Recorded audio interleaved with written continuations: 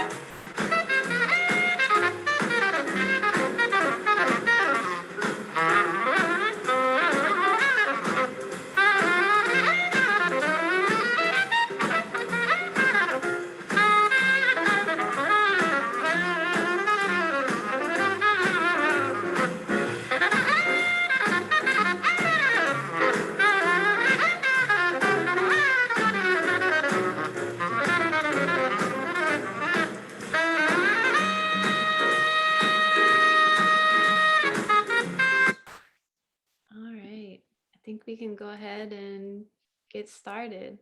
Right. Hi, everyone. Thank you for joining us. We're so happy to see some of your faces and hopefully more of them as we get comfortable here on Zoom. My name is Callie. I am a project manager with Mural Arts Restorative Justice Department. And I am managing this project, this giant food justice project, with Kathy Harris, who's an amazing project manager with Mural Arts, and she's here too. If she wants to say hi. But I wanted to tell you just a little bit about the overview of this project, and then really we're going to hand this over to our amazing artists and food justice advocates. Activists, however you we'll get there. So the giant company of the giant supermarkets brought this project to us, and they are funding this project in partnership with the Logan Square Civic Association. We are trying to answer this question that I'm going to drop in the chat right here. How can we transform our food systems into equitable engines for healthy and empowered communities? And so that's really this big overarching question that has been kind of guiding us through this process so far. A part of this project, we're really lucky enough to have Amber Art and Design on board. They're our lead artists. So we have Linda and Kier, as well as Ernell. They'll be introducing themselves in a minute. And we also, so they're going to be working on the large mural that's going to be at 23rd Street under JFK Boulevard. That's going to be a food justice mural that's installed this summer based on this project, these workshops. This is our third workshop of 3.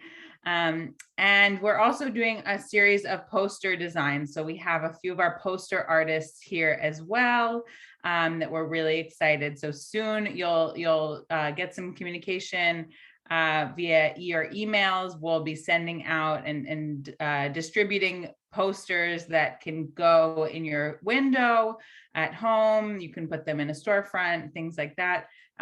All in line with these themes of food justice that we're talking about here today. So we're so happy to have you. I'm going to pass it over to Amber Art, and they'll introduce themselves and introduce our guest speaker today. And at any point, if you have any questions, we'd love to hear what you have to say in the chat. Thanks.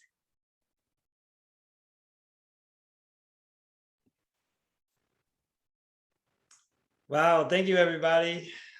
Thank you, everybody, for taking the time on a seemingly freezing winter night and just taking the time in general. You know, it's a crazy time that we have here in these days, and we're here to talk about an issue that has become, you know, one of the more pressing ones through these vital times that we're all transitioning to, and through in the thought of food justice and food equity.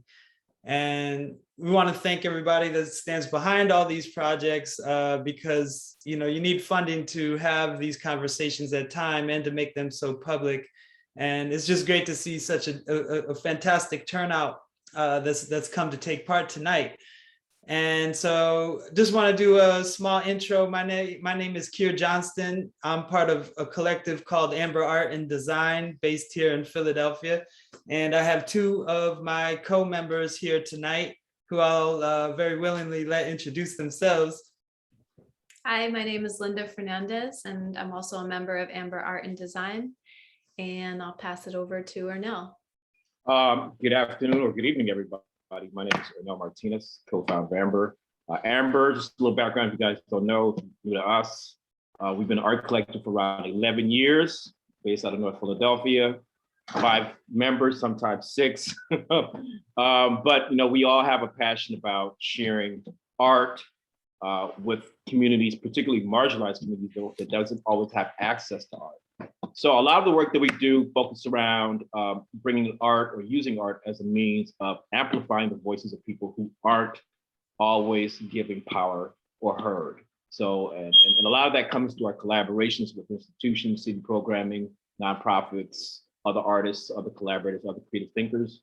And, you know, we try to transform urban spaces into community spaces that can be enjoyed by many in an equitable way. So in this case, this is around food and food equity and food access. And I'm really excited and honored to be a part of this team. So I'm looking forward to tonight's conversation, and I'll let you guys pick it up from there. Yeah, and so tonight is the third episode of a series that is ingrained in this project, where we are having a conversation and all this information that we are going to embody tonight. And we want everybody to feel very empowered, to be very interactive whenever they want. But this is all cumulative. And ideally, we're going to share a wealth of information with each other tonight. I know the last two sessions have, each one of those are going to be publicly accessible and recorded, but also all this information transitions over into the composition of the artwork. So the idea is that these conversations are meaningful ways for us to share content and data to each other in terms of resources and how we can help each other get through these moments. But all this also gets transitioned into the creation of a public mural that is there for visual media of advocacy towards issues around food justice and equity. So all this content we're going to be sharing tonight has purpose, has meaning, it has value. It's going to have ideally some visual legacies attached. Linda and myself have kind of led the process of engagement in these early moments, and then Ernell is going to start a process of creating the mural in the next 2 months. So Ernell, I don't know if you want to speak of anything on the actual next steps or anything involving the mural, but we're going to be passing the baton to him soon. So Ernell, I don't know if you have any thoughts. Yeah, whenever we see public art, and in this case, a mural, it's usually just a final image of a piece of artwork, but there's so many other layers and so much more activities and engagement that's happening that leads up to the mural. And in a case like this, these workshops have been great because they've been generating a lot of energy, and conversations and dialogue around food equity and food justice. And so, whenever you're doing public art, it really should be a democratic process, right? You want to have as many folks as possible involved in the creative process. And nights like tonight, where we're going to be talking and making art, and I guess we're going to be doing some breakout groups at some point, or maybe some kind of group activity, that really gets the juices flowing with it. So to just sort of wrap it all up, that's all going to be sort of funneled into the creative process of trying to visualize that, and for me, I hope to get as many cues from these workshops to help to start to design something that's really interesting. Just doing images of food isn't quite that powerful, but it's these sort of deeper conversations that we can start to pull out these more personalized stories and experiences that can inform what a public art mural that reflects or addresses issues of food justice could look like. So I'm really interested to see how tonight goes. I'm really excited about what's going to come out of tonight. I know Krista is going to do something amazing. So I'm looking forward to tonight. So one of the amazing things that we have access to is providing a small platform and audience to share information. And one of the things that we learn along our journey in any subject throughout Philadelphia and the area is that you find warriors and advocates of every cause. And there's definitely some food, land, urban space, real pioneers in these contemporary days. And luckily for us, we have one of the true ones tonight who has really blessed us with her time tonight. Her name is Krista Barfield, and she has been doing really amazing work all over Philadelphia. And so I'm sure she could do a much better job explaining herself than I. So I would just pass the mic over and really gleefully introduce Krista Barfield and take it from here.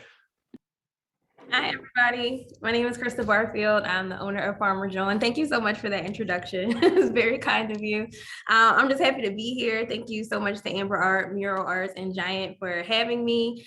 There is so many things to talk about when we think about urban food justice and why it's important, especially the urban piece, especially food is important for everyone. Consumption of it is paramount for living.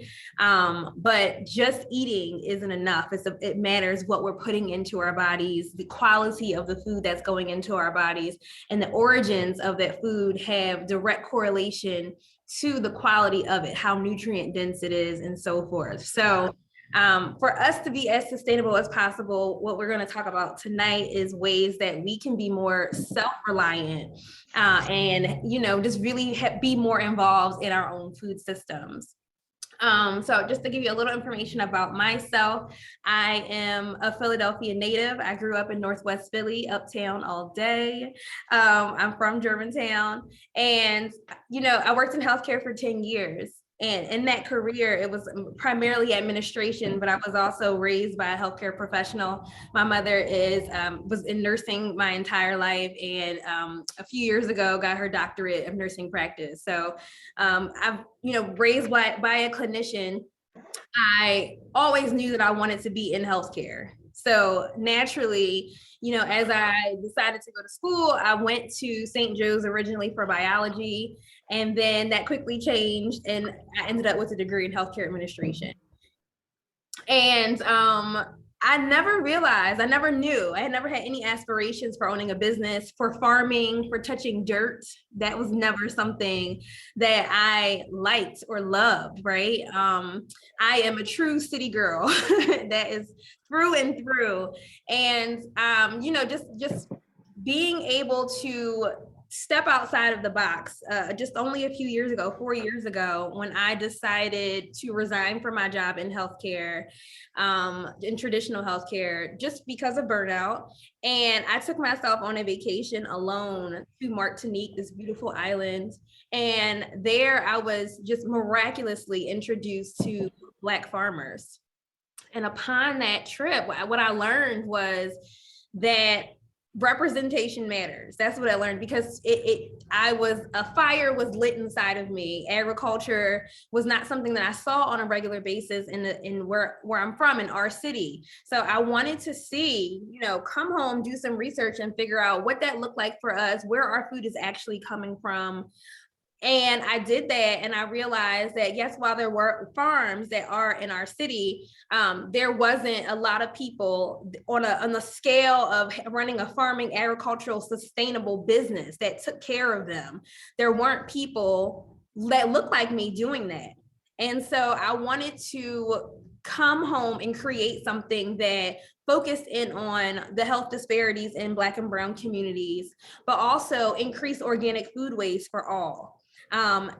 Farming is something that impacts everyone's life and everyone's ancestry. It's not just unique to certain cultural groups.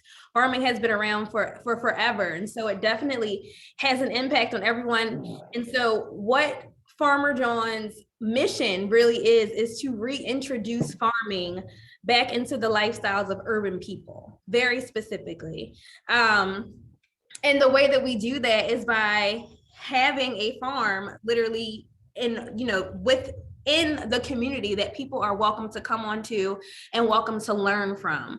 When I first wanted to become a farmer after I came home, I looked for local resources, and I must say that it was difficult to find them, to find places to be able to go volunteer my time and to actually learn. And so then I realized that I wanted to create something that had more structure to it, not only just providing food, but something that was structurally based on people learning and knowing how to grow their own food. I think there's one person that's unmuted. If we could just mute everyone. Some background.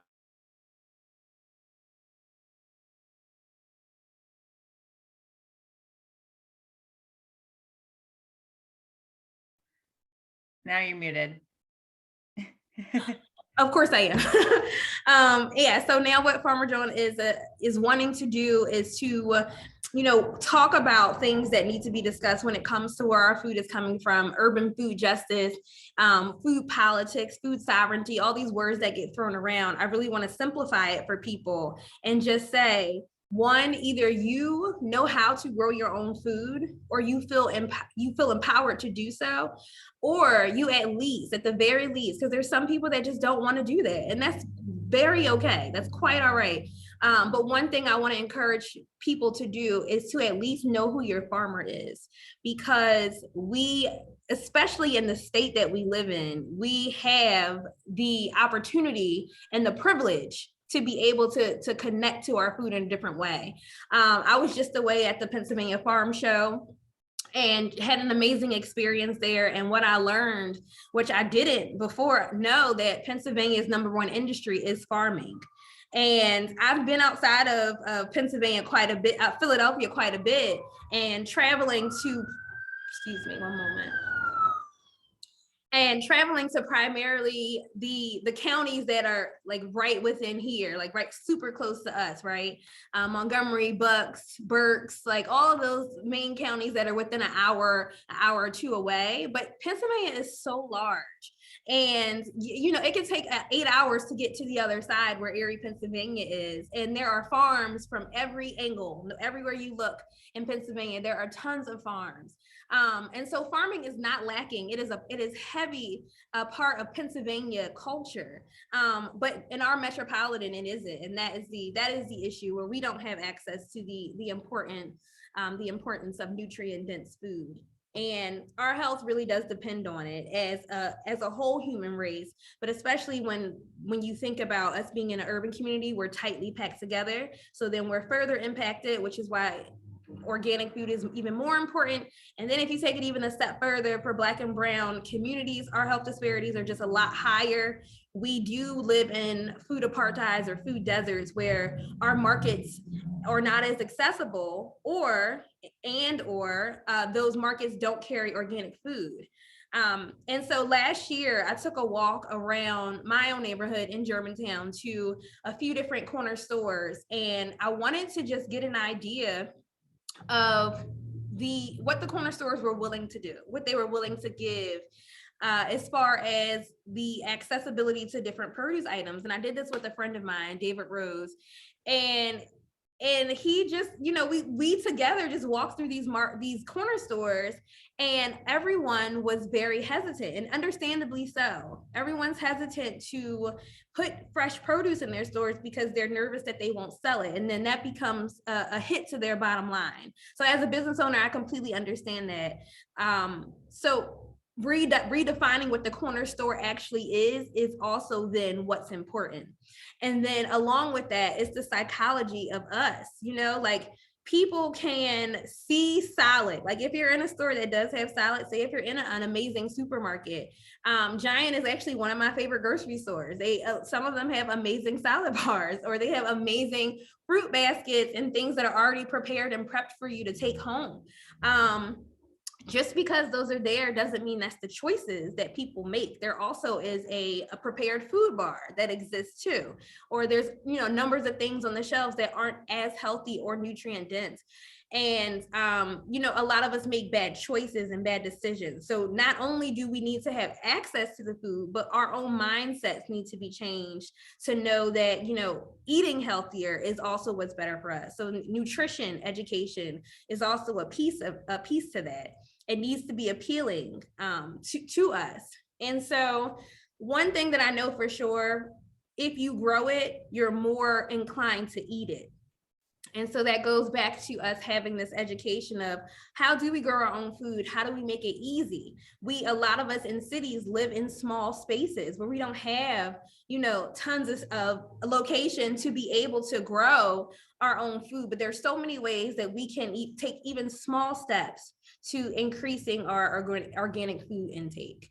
And so we're going to talk a little bit about that today. Before we head into that, I do want to field some questions and just kind of, I want this to be interactive. I'm not going to just talk at you. I really would love to have a real conversation around the topic of urban food justice, about what's important, about the impact of, you know, food, organic food, increasing those food waste, all of those things, before we hop into some tips and tricks of growing at home.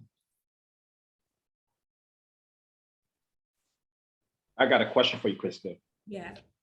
Could you talk about the amount of food that's being produced in urban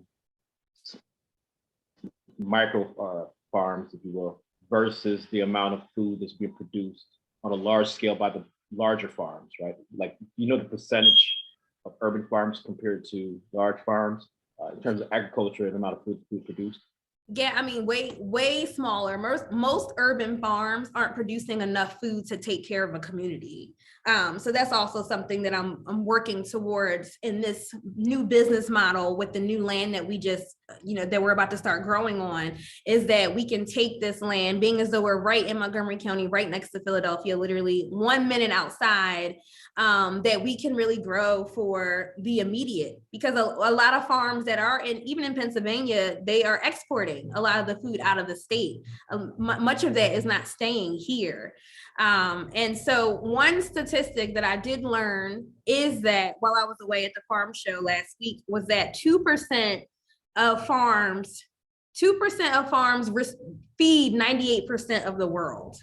Is the statistics that I learned. It's like these farms are so responsible for feeding everyone that the way that they're farming isn't the most ethical, isn't the best. You know what I mean? Like, so there's just these big farming is a huge thing. Big ag is what they call it, is a huge thing. And I'm always going to push against that. And I'm always going to do small scale farming because of the people I'm trying to impact are right here where I'm growing the food. The best food that you can eat, anyone can consume, is going to be the food that's closest to them. I think Kiara had a question. Yeah, I actually have two quick questions. So the first one is, how can this type of sort of like community farming tie into things like regenerative agriculture that also impact the environment?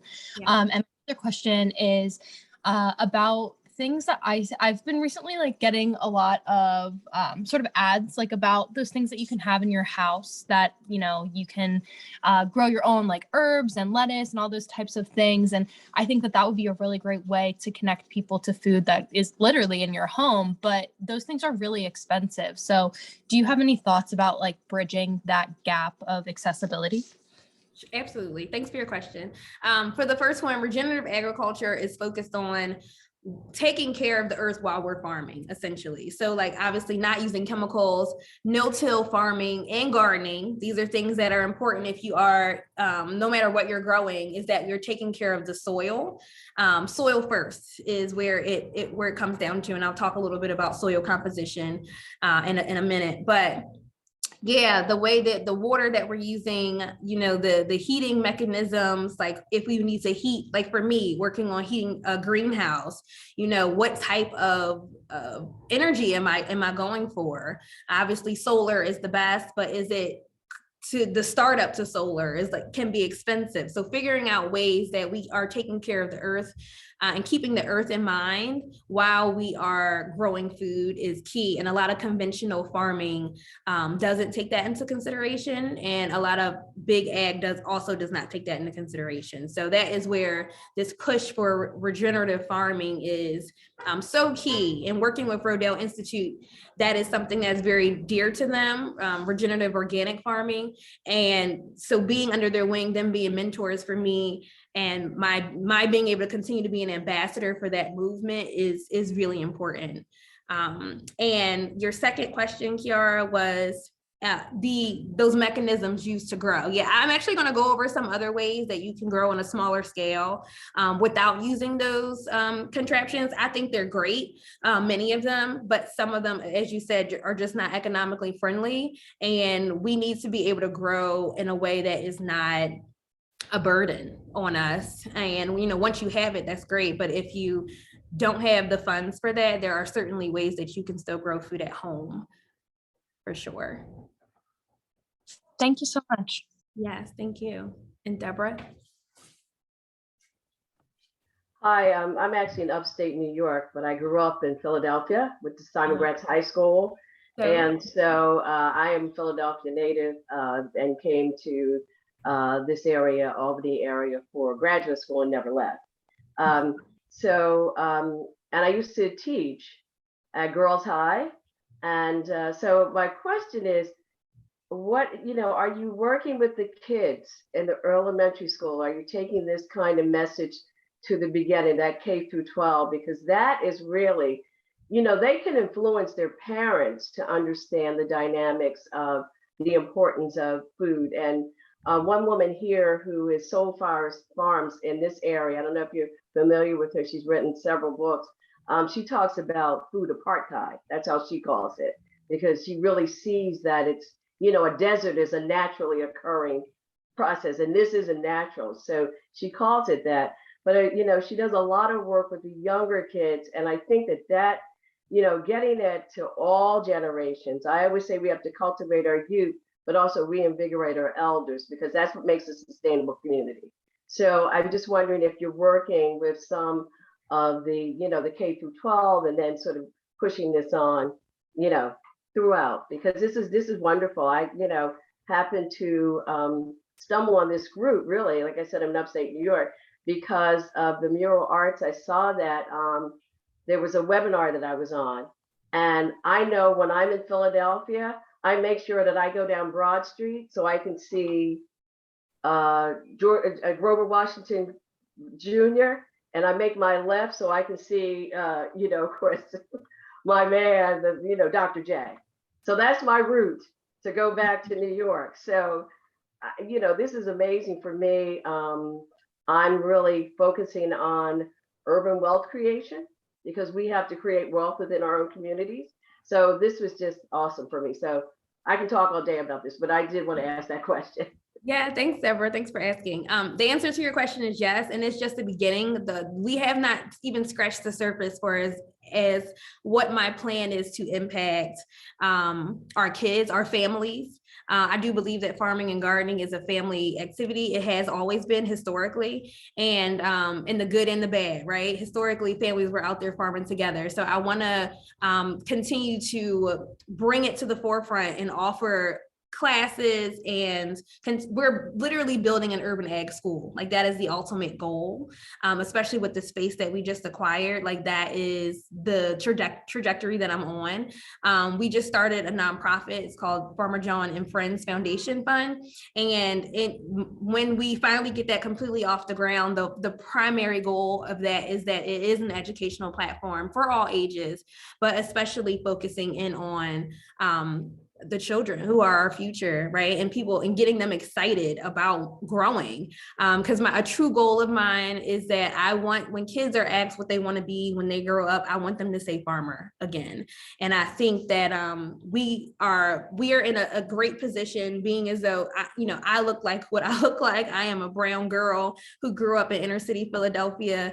I get to be the representation that matters for these young people that want to and aspire to be great. And another group that we are certainly focusing on as well are folks that are re-entering into society, previously incarcerated people that need a re-entry point. This is something that is definitely a skill that is something that they can create their own businesses from. And so that's also something I'm working with people that want to have an agricultural business. I want to help people to be able to do that, whether that's creating their own value added product from things that they grow, or whether it's, them actually learning how to do landscaping for other people, putting in edible landscapes at people's homes. There's so many different realms that I've touched in this world of farming in these short 4 years. And I want to be able to just share that with folks so that they can do their own business. So yes. Thanks for that question, Deborah. Ogana, and please let me know if I did not pronounce that properly. No, that was perfect. Thank you.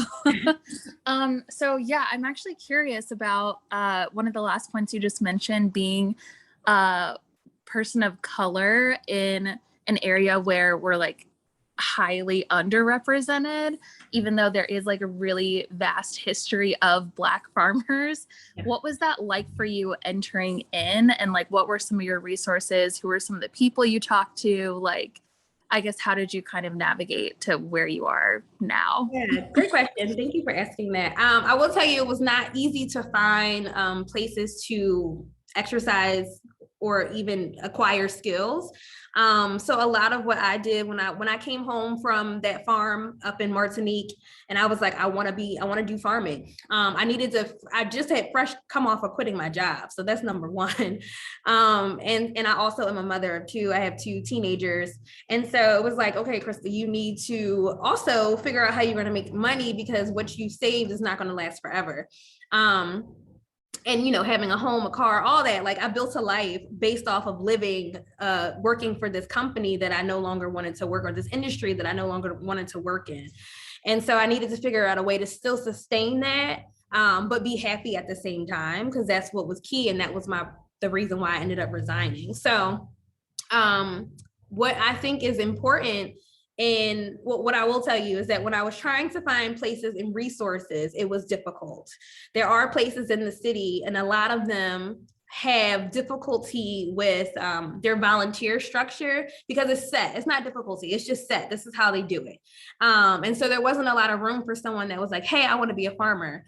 Is there something like, and that was my entry. I was like, hey, I'm interested in farming. I really would like to get into this and make it a career. I couldn't find anywhere that could help to help me grow. It was just like, oh, these are our volunteer days and our hours, and this is what you can come do. And so I have so many people that reach out to me now wanting to volunteer and wanting to get involved, but I'm not ready. And that's just the bottom line is because I want so much more than what I received when I was interested initially. For the people that want access into this industry and want to learn, I want so much more for you and for y'all. That's why I'm building. So I'm literally creating. I have people helping to create curriculum. I have people to help with, we just got this new space. So figuring out when you do come to volunteer, where's a comfortable spot for you to come hang out? Like all of these things matter. It's not enough for you just to come weed for an hour or two and then that be it. Like I want it to be really intentional. So I hope I answered your question. And if not, please redirect me. No, that's amazing. Thank you so much.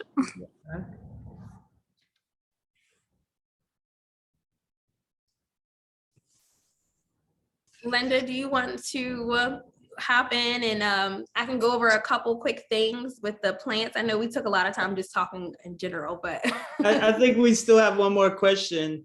Okay. From Sen. I know we're digesting a lot of information or filling our own planners of our minds with all kinds of good soil and content. But and there's a lot of cool stuff happening in the chat too. I'm also going to drop a link from our first workshop. We talked about resources and we created this community generated resource list for food sovereignty and food access. So I'm going to share that link with everybody so that everyone here can have access. This is, something you can use and share with others. It's a list that is growing, so please add to it. So I'm going to drop that link and then we'll take the question. Hi everyone. Hi Krista. This is just so inspiring. Everything you're doing is so inspiring. I am the granddaughter of farmers, and I'm not from Philadelphia. I grew up mostly in the Midwest, but I'm a pediatrician at CHOP, and I've been here for a long time, like a decade. And I work in the food insecurity and hopefully aiming to be sure thinking more expansively about food justice in that space in terms of just trying to do what we can from the health system side to uplift families that are struggling in this regard. And I'm just curious to hear your and others' thoughts around just kind of what the role of like really grassroots work versus, a large health system like CHOP in our city, but, there's large health systems all around the country. Like, how do those interface in a way that's most meaningful for families? And then I think also, any institution is made up of its individuals. And so I am always, thinking of like the village that my grandparents live in, like what it's like to be a doctor there. And, can I, even though I'm part of such a huge organization, like how do I make sure that I'm continuing to be a part of my community just as a community member? So I know those are a lot of questions, but I'd love to hear your thoughts. Thank you for that question. One thing I will say, I've worked for a number of health systems, large and small, private practices, all the whole gamut. And what I will say is that a lot of the, especially larger health systems, have land. And that is where they can definitely be of assistance if they so choose, is that the land that they have, and a lot of private businesses do, large companies, corporations in our city have land, access to a bunch of land. A lot of it they may have own lot. They may own lots that they're not using. They may have lots that they've turned into lawns. They may just have it like be seating areas, things like that. But there's definitely land within those large health systems. And so it's about, you know, what they're willing to give or do, and if they are willing to align with the organization to be able to create those spaces for the growth of food, and then couple that with nutritionists that already are on their staff. I think that's a great start and a great talking point, because, you know, patients, whether it be, there's a number of educational programs within health systems when it comes to nutrition, when it comes to mental health, you know, growing things and wielding the land, having power to, you know, touch soil, has so many health benefits. And it's not just with the food you put in your mouth. There's so many amazing things that come from being one with soil. And so I think that health systems could really tap into that. And it's really just, that's also the reason why I want to train more urban people to do what it is that I do, because we can start to have agricultural professionals that work for health systems, that feel confident, you know, nurses, doctors, people are already in the health system, nutritionists that are also farmers, that also feel comfortable growing and teaching people how to grow.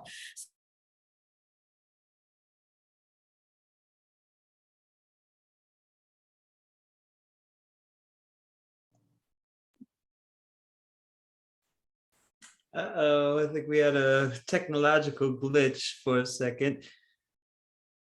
We frozen?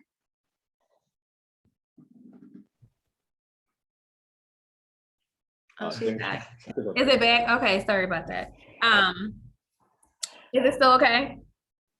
Okay. Yeah, I was just saying, like, you know, it's multidisciplinary, is that you don't necessarily, farming can literally touch every industry, and there's ways for us to, I want to teach people, whatever industry that they're in, how they can incorporate farming into their work lifestyles as well. Thank you. Yeah, thanks, Ben. Krista, could you talk about the value? Ernell, I think we got a question from George. Cool. If you don't mind. No, absolutely. My name is George. I'm also a mural artist at the Philadelphia Mural Art Program. I want to ask Krista about social justice issue, because I have a chance to work in Immokalee in Florida State.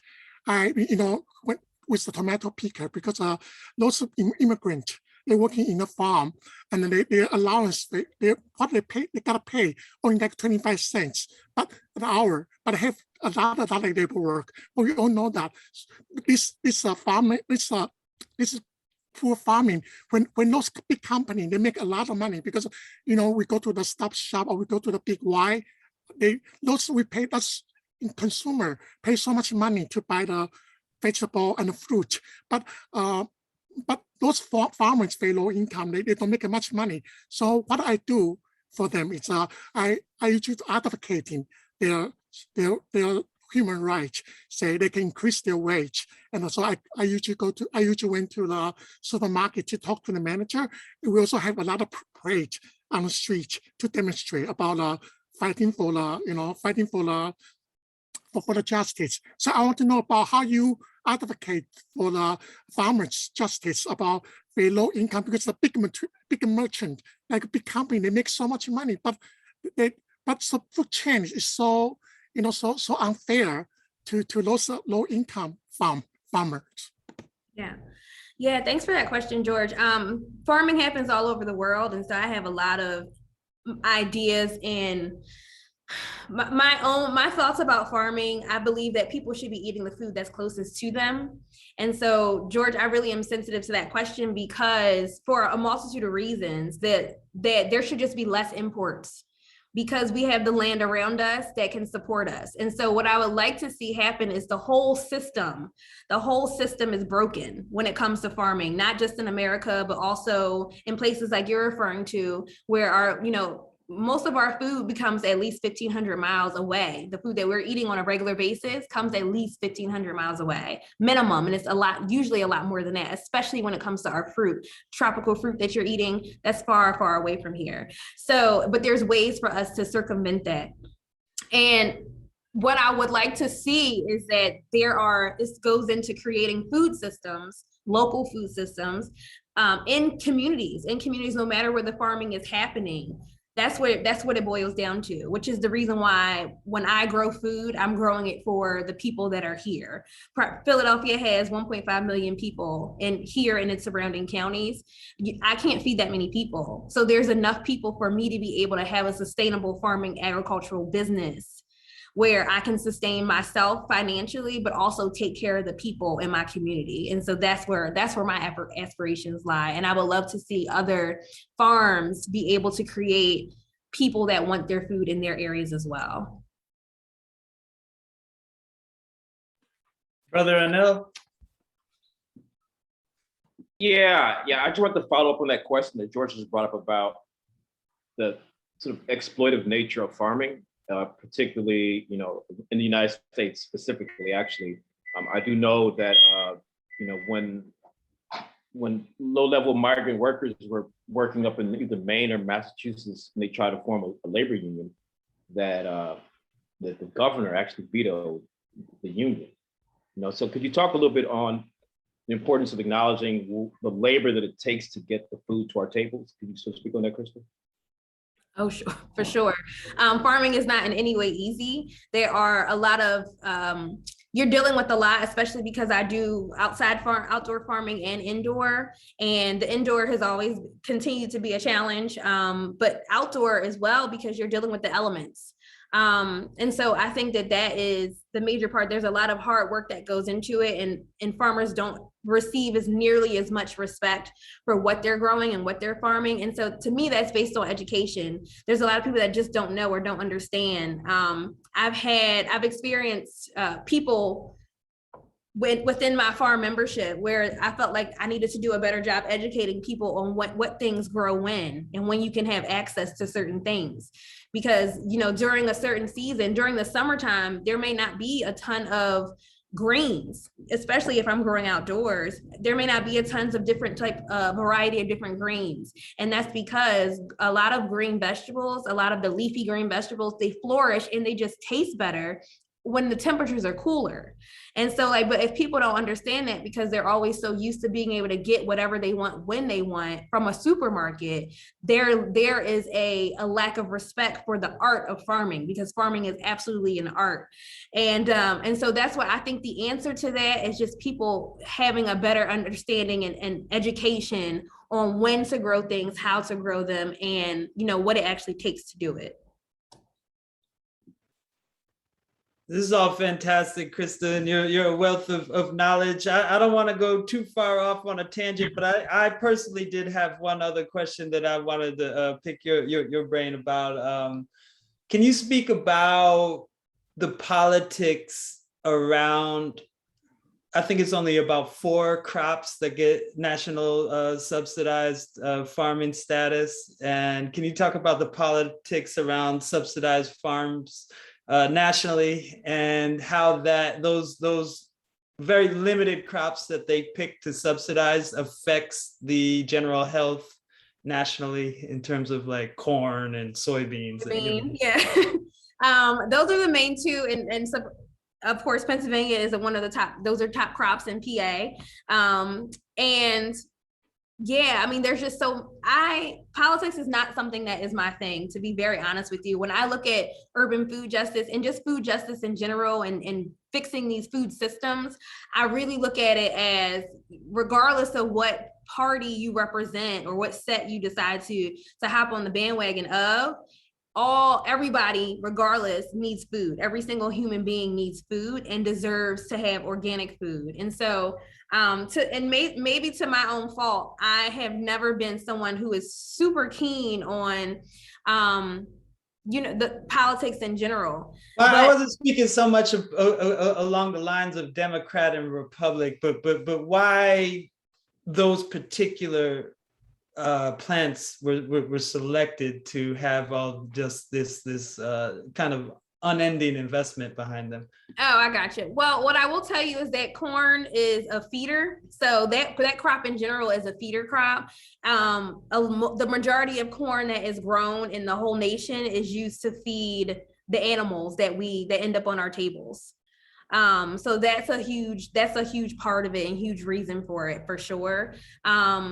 Soybean, there's tobacco is also a part of it. There's, all these things that have very little, if any, no nutritional value for us, seems to be what is being pushed and being supported. And, that all those things definitely have to change. They have to.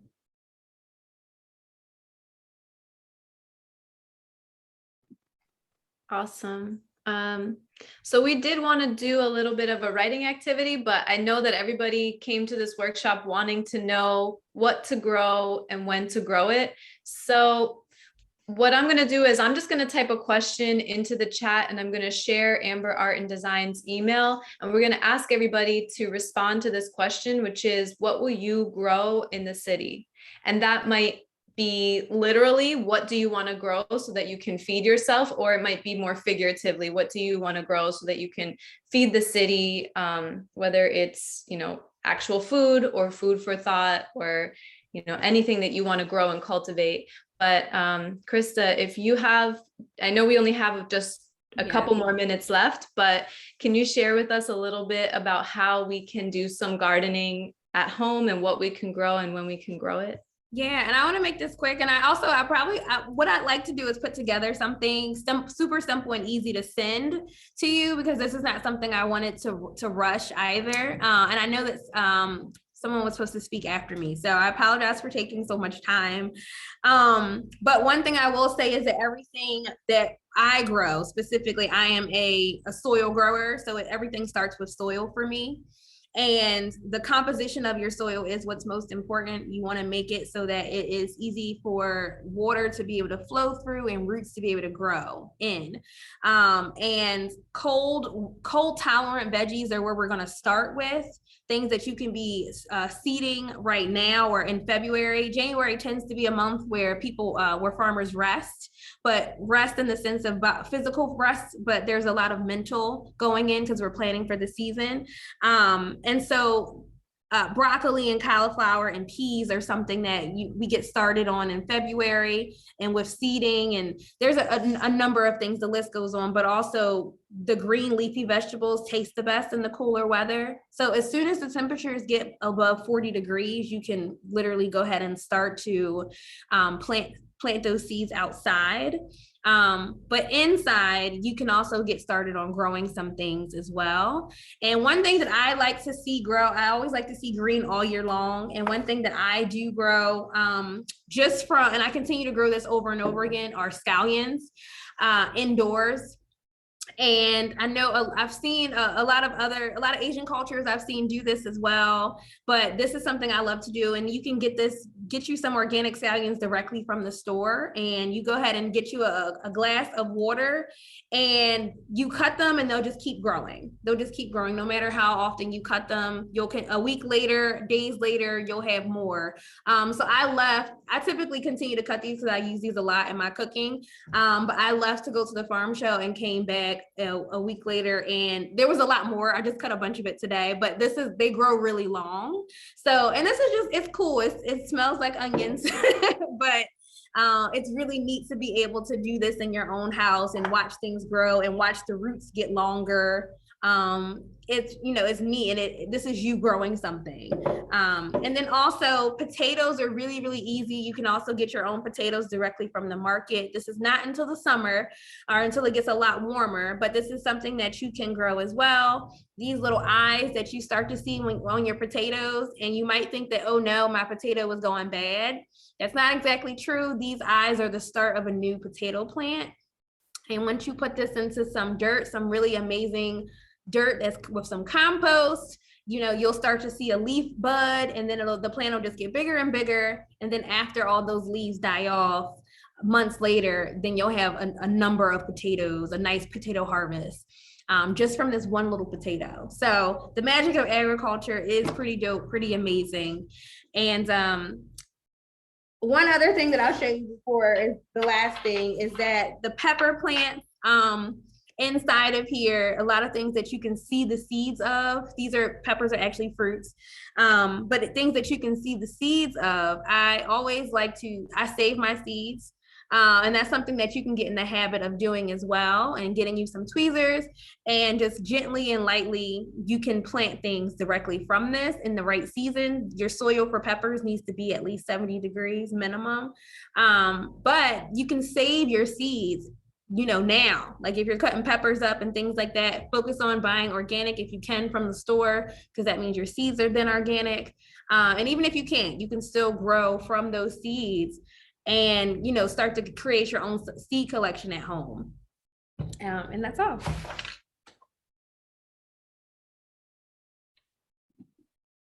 Wow, so amazing. And no, there wasn't anybody else talking tonight, Krista. So Okay. You had the floor and our undivided attention, and you are definitely watering our gardens with knowledge and wealth of experience.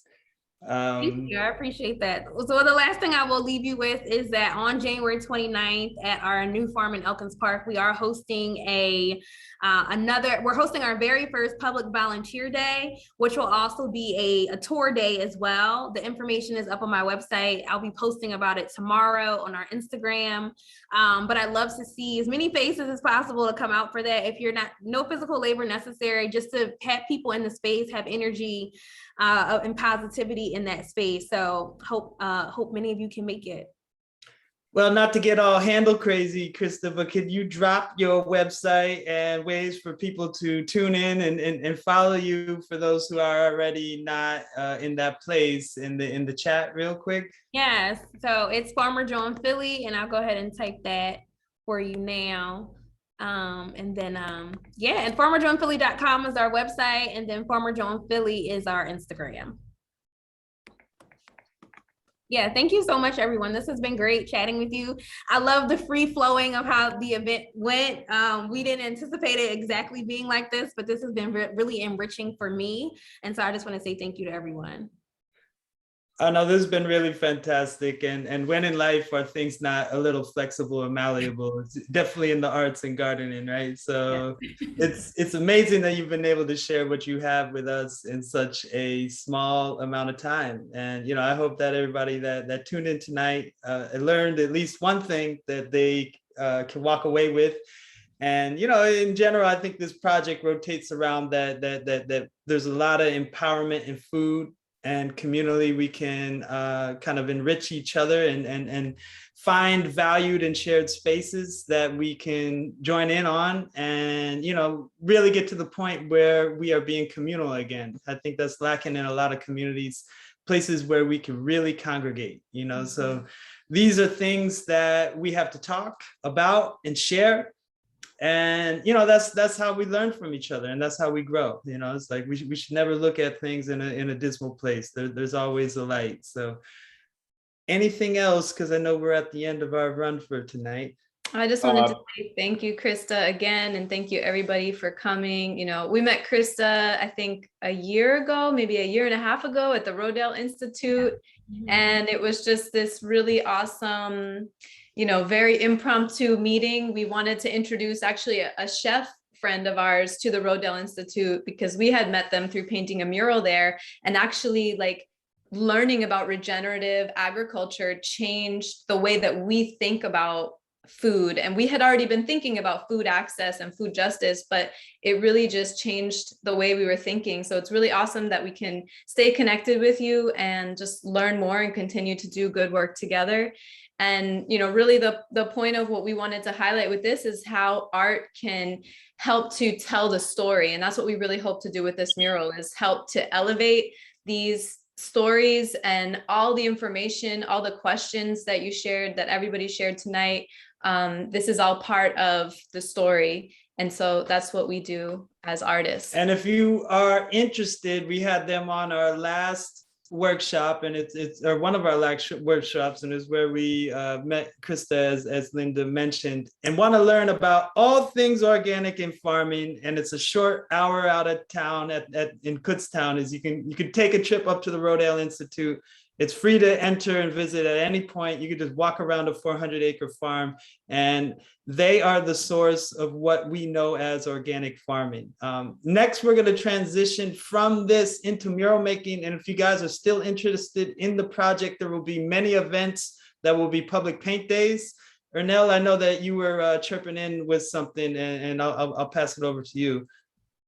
Yeah, someone asked in the questions in the comment section about how does tonight's conversation influence or impact the potential mural.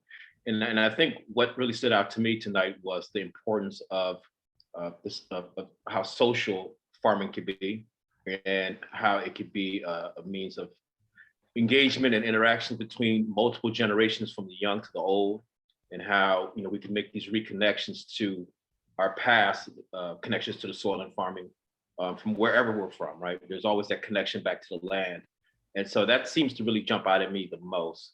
And I think that's going to be sort of, probably at the core, social activity around farming and generational teaching, and the powers of empowering people through the process of farming. I think particularly young people, I think, kids having a connection to the farm, but also understanding that it's an economical way of working themselves up as well, could be another sort of theme throughout the mural. So I think that's kind of where it's heading.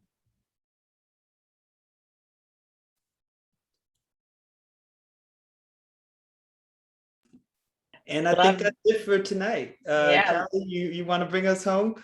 Yeah, no, this is great. I learned so much tonight. I am so grateful for all of you for presenting and all of your amazing questions. Thank you so much for coming. Please continue to send in your thoughts about what you want to grow in the city. Send them to designamber215@gmail.com, and send us questions, anything else you're looking for. We are going to be sharing more news about the design and some paint days soon, and that'll come to your email because you were signed up for this through Eventbrite. So we're really happy to have you as a part of this mural. Thank you so much, everyone, and have a really great rest of your evening. Thank you.